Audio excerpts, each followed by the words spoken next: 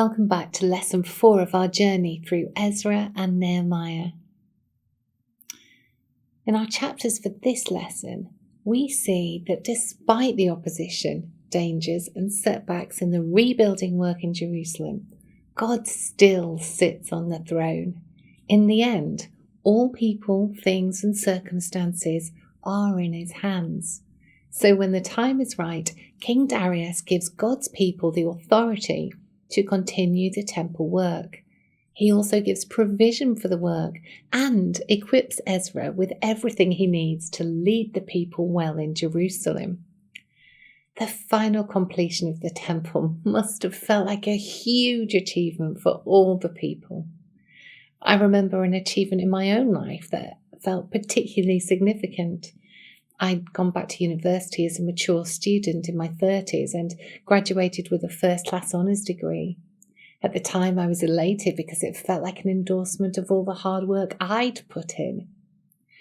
But as we read the continuing story in Ezra, we can't help but reflect that while the people have worked hard to build the temple, the real cause for their success is our God of victory. Proverbs 21 gives us this clue as to why a pagan king was so generous to God's people in Ezra. In the Lord's hand, the king's heart is a stream of water that he channels towards all who please him. It may seem like opposition arose to God's people in Jerusalem and disrupted their plans, and then God took back control through King Darius's decree. But actually, Proverbs teaches us that every heart is subject to God, even those set against him. Even though there have been trials and troubles in the story of Ezra, God remains sovereign and in control through it all. Even the opponents to Israel's work were used by God to further the story along. Because of the delay of these opponents, King Darius ended up funding the temple work for God's people. The delay actually turned out to be a source of provision. God once moved in the heart of King Cyrus to return his people to Jerusalem. Then he moved King Darius's heart to get the work going again and fund it.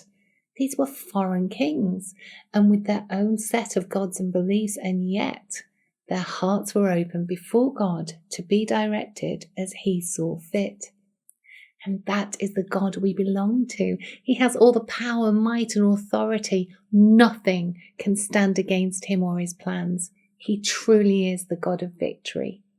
We all come up against people and situations we wish would just go away. We say, if this would just be sorted, I could get on with my life and serve God so much more easily. Maybe we even try to remove those obstacles ourselves.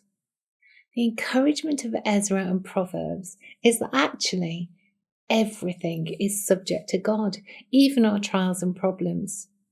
If we are praying and he is not removing them, rather than fight against the situation, perhaps we can learn to trust what God is doing, knowing that his ways are far better than ours. It may be that through our trial, he has something better planned. Well, I hope you're encouraged and strengthened through this lesson as you reflect on God's unchangeable victory for you. Once you've worked through the questions, press play again on the video and I'll share a few closing thoughts from this portion of Ezra.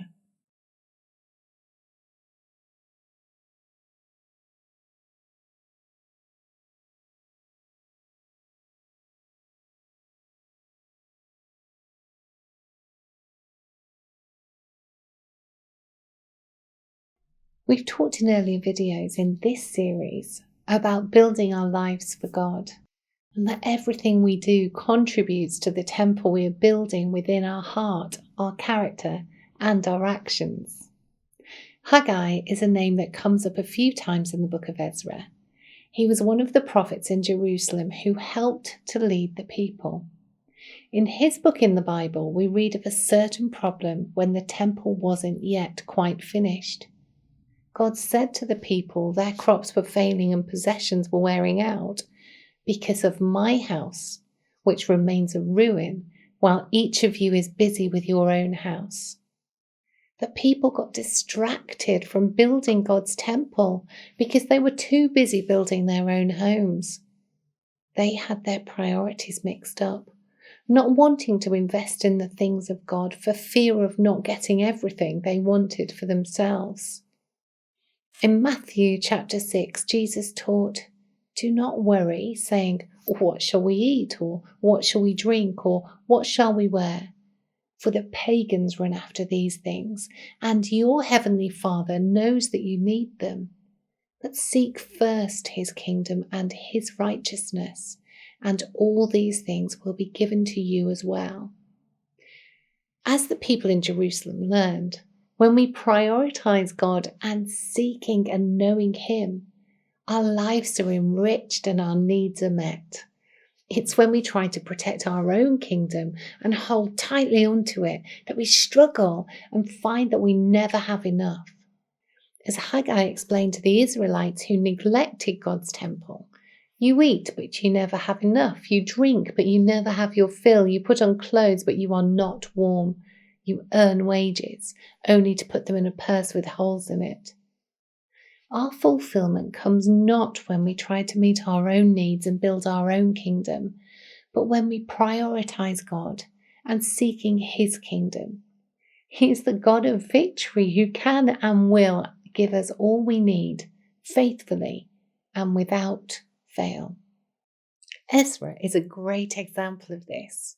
On the journey to Jerusalem, he stopped to fast and pray for God's protection for the journey, rather than ask the king for help, because, as he explains, "I was ashamed to ask the king for soldiers and horsemen to protect us from the enemies on the road, because we had told the king, 'The gracious hand of our God is on everyone who looks to him.'"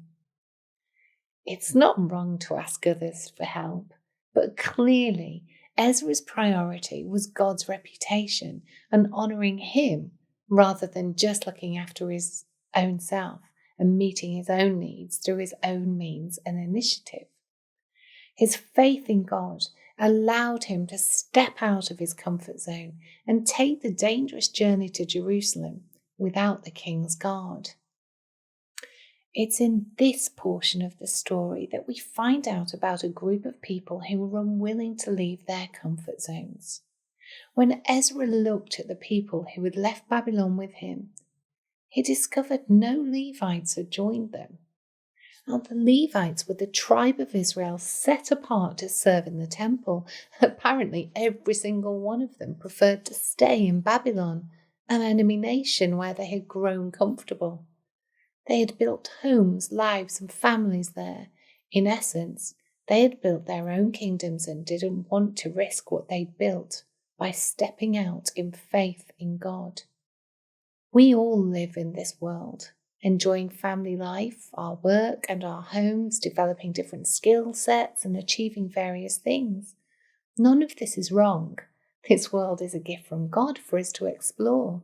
But the reality is, if our hearts are set on building and protecting our own little kingdoms, then we will not step out for God's kingdom.